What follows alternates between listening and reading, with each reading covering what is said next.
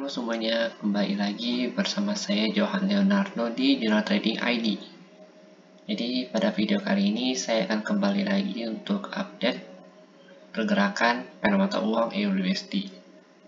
Terlihat pada pergerakan hari ini yaitu tanggal 8 terjadi pelemahan pada pair mata uang ini, dan saran saya, sedikit pesan dari saya, kalau misalkan ada yang buka posisi dari sini pas 18.900-an, itu sudah bisa mengamankan beberapa posisinya ya, beberapa profitnya itu bisa diamankan sekarang, dan juga sisain 1 atau 2 posisi aja, dan itu di set BE supaya untuk mencegah kalau misalkan si EURUS ini untuk retest kembali resistennya di sini. Oke, kita lanjut aja langsung ke analisanya. Di sini kita buka dulu untuk time frame yang lebih rendah, yaitu 4 jam seperti biasa. Di sini kita buka kembali analisanya. Jadi salah satu favorit saya adalah pair mata uang EURUSD ini karena pergerakan dia yang cukup stabil dan lebih mudah dibaca ketimbang pair mata uang lainnya. Nah, kita bisa lihat di sini. Kalau untuk yang mau nonton video penjelasan sebelumnya, kenapa saya buat base di sini, dan saya juga ada katakan bahwa pergerakannya akan berhenti ketika penurunannya akan berhenti ketika dia menyentuh base ini. Jadi untuk yang mau nonton ulang videonya, nanti saya akan taruh videonya di pojok kanan atas di sini, dan silakan ditonton kembali untuk videonya dan juga penjelasannya. Pada hari ini kita lihat bahwa di sini adalah targetnya dia. Di sini adalah target penurunan dia untuk hari ini. Karena dia udah break out dari sini, dari base ini.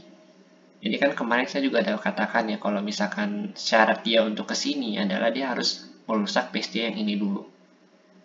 Jadi fondasi yang ini sudah dirusak sama dia, tapi pada saat di base ini dia sempat sideways dulu. Dia sideways lumayan lama di sini kan, ini candle 4 jam ya. Jadi sekitar 16 jaman dia sideways di sini ya, hampir setengah hari dia sideways. Baru dia benar-benar breakout turun ke sini. Dia menjebol si base dia ini. Jadi pada saat sideways itu dia sempat retest kembali di sini di trendline dia, baru dia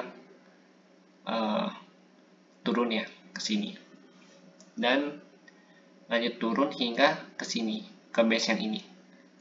Jadi sekarang harga dia tertahan di sini, di base yang ketiga ini. Kalau kita hitung dari atas ya. Kalau ini base kecil kita nggak usah hitung, kita hitung primary base-nya aja. Di 1, 2, 3. Oke. Kemarin saya juga ada katakan ya, kalau misalkan penurunan dia akan di daerah sini. Jadi yang untuk lebih amannya kemarin juga saya katakan bisa buy di daerah sini. Saya juga udah order buy di sini. Saya sudah buka posisi juga untuk di sini ya, daerah-daerah sini. Dengan stop loss saya di sini. Sekarang lagi floating profit, dan target dia adalah retest kembali di sini, di base yang ini. Untuk skenario-nya kita yang satu ini hapus saja karena sudah tidak terpakai. Berarti kita yang terpakai itu adalah skenario 2. Untuk saat ini begini skenario 2-nya. Ini kita ganti aja jadi skenario 1.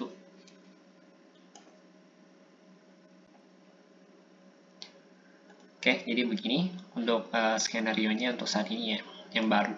Kita update lagi.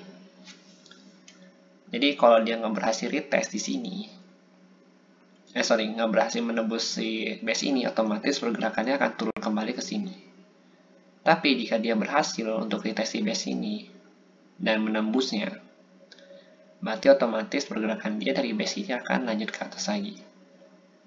Tapi untuk saat ini kalau saya perhatikan, dia akan sedikit koreksi secara teknikal, yaitu koreksi impulsif ya, hanya sementara doang, sedangkan untuk tren besarnya itu dia sedang downtrend. Kalau kita tarik di sini, kita coba lihat dia dapat nggak ya trend lainnya. Jadi untuk trendline ini sebenarnya belum dapat, kita belum bisa katakan sebagai trendline yang valid. Jadi mendingan tidak usah dulu, kita pakai base aja dulu untuk tradingnya. Patokan kita adalah di sini nanti target dia. Pasti daerah-daerah sini targetnya dia.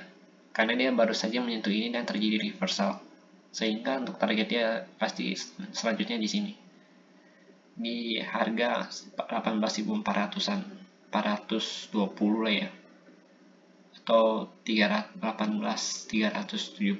di sini. Jadi kalau yang mau buat mapping bisa mengikuti mapping yang saya buat di sini. Karena mapping ini itu sudah valid. Di sini kita bisa lihat ada beberapa base-nya dan dia juga ketika terkena base ini harga berkonsolidasi dan merespon base-base tersebut. Oke, kita lihat lagi untuk analisa yang lebih detail yaitu di 1 jam. Di sini lebih kelihatan ya kalau misalkan terjadi pullback di sini. Nih.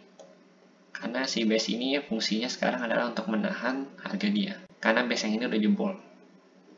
Syarat dia untuk naik kembali ke sini atau menjadi uptrend kembali adalah dia harus menembus kembali si base ini. Berarti otomatis base ini jadi supply area dia, sedangkan base ini adalah demand area dia.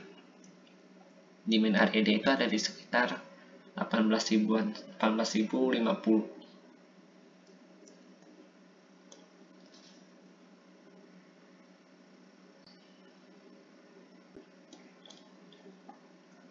Kita bisa lihat bahwa ketika harga mengenai base ini sebagai demand area dia, harga langsung reversal kembali, dan saat ini harga sedang berkonsolidasi untuk dinaikkan kembali. Dan kalau memang berhasil dinaikkan kembali, kita juga harus perhatikan dia antara mau menguji ini kembali sebagai trendline dia atau dia menguji base-nya kembali. Tapi lebih cenderung kalau untuk pergerakan EURUSD ini yaitu dia menguji base dia kembali sebelum dia turun seperti ini. Seperti ini juga. Sebelum dia naik dia uji kembali. Jadi dia pullback, uji kembali di sini baru dia naik. Jadi pergerakan dia hampir sama nanti pada saat dia sudah di sini. Kita baru tahu. Kalau untuk short buy mungkin direkomendasikan, cuma agak berbahaya karena kemarin kan rekomendasi saya itu ada di daerah sini ya, di harga 18.050-an untuk kita open posisi buy, karena harga pasti akan terhenti di sini di base dia ketika dia mengenai base ini. Kalau untuk lebih jelasnya lagi kita bisa buka di 30 menit seperti biasa. Untuk pengambilan keputusan trading itu biasa di 30 menit.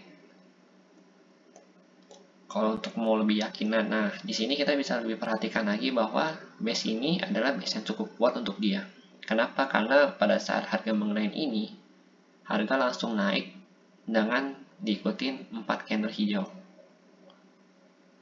4 candle hijau ini menandakan bahwa si base ini sangat kuat untuk menahan harga si EURUSD.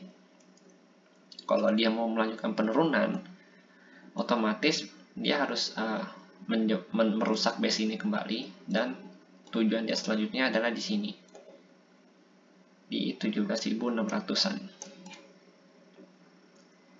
Karena kalau misalkan dia nggak kuat untuk menembus base ini, otomatis kemungkinan besar harga akan sideways di daerah sini ya, di sini di kedua base ini sampai ada penembusan antara dia mau menembus ke atas atau mau menembus ke bawah.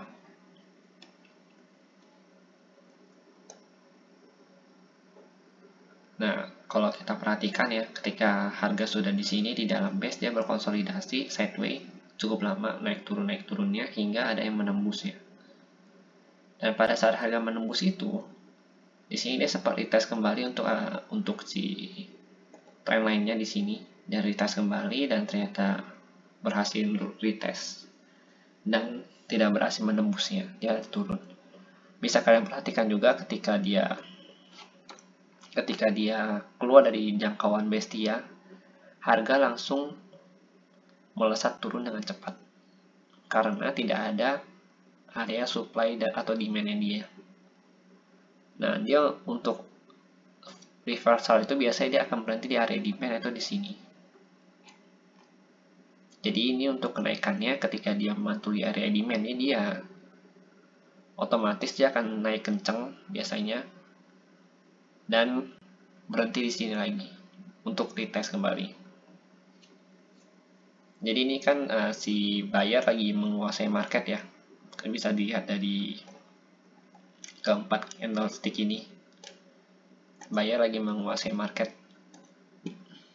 Jadi si seller ini udah mulai mengalah dengan si buyer. Kalau begini, kalau misalkan kita mau sell itu agak berbahaya karena bisa aja harga ditarik lagi ke atas. Jadi posisi dia ini untuk saya ini lagi di tengah-tengah antara dia mau naik atau enggak. Sebenarnya kalau kita perhatikan di sini dia ada sedikit base ya, base yang cukup kecil di sini, dan dia lagi berhenti di daerah base ini. Cuma kalau saya lihat, saya perhatikan di sini ini base-nya ini kurang kuat. Jadi bukan primary base-nya dia seperti base ini dan ini. Jadi ini hanya seperti minor base-nya dia atau hanya area konsolidasi dia doang. Oke, mungkin ya seperti itu dulu untuk skenario-nya dan analisa update dari EURUSD ini. Jika memang ada yang salah, bisa ditambahkan di kolom komentar. Dan jika memang suka dengan videonya, jangan lupa di like dan juga subscribe channel YouTube saya, supaya saya bisa lebih semangat lagi untuk membuat video analisa ke depannya. Oh iya, untuk yang bertanya kenapa saya update-nya selalu di tengah malam, itu karena saya menunggu candlestick di 4 jam terakhir biasanya, atau 4 jam sebelum menunjuk candle 4 jam yang terakhir. Karena menurut saya pergerakan di situ lebih bagus untuk dianalisa dan diupdate untuk di hari berikutnya. Jadi begitu. Sekian dari video ini dan sampai jumpa di video berikutnya. Terima kasih.